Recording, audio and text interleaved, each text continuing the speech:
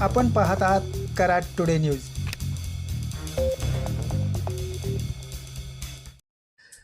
पुणे बेंगलोर महामार्गावर कोल्हापूर नाका येथे बहुचर्चित उड्डाणपुलाच्या भरावाच्या कामामुळे साताराकडून कोल्हापूरकडे जाणारी वाहतूक हॉटेल पंकजपासून उजव्या बाजूने उड्डाणपुलाखालून वळवली जाणार आहे.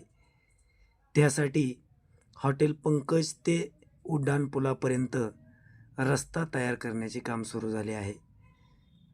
उड्डाणपुलाचे पिलर क्रमांक 89 व 90च्या मधून ही वाहतूक आय लव्ह यू पॉईंटच्या समोर काढून पुढे वळवली जाणार आहे.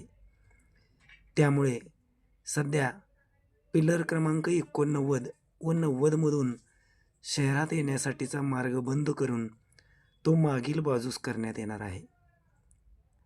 कोयना पुलापासून दोन्ही बाजूला उड्डाणपुलाच्या भरावाच्या भिंतीचे काम सुरू झाले आहे.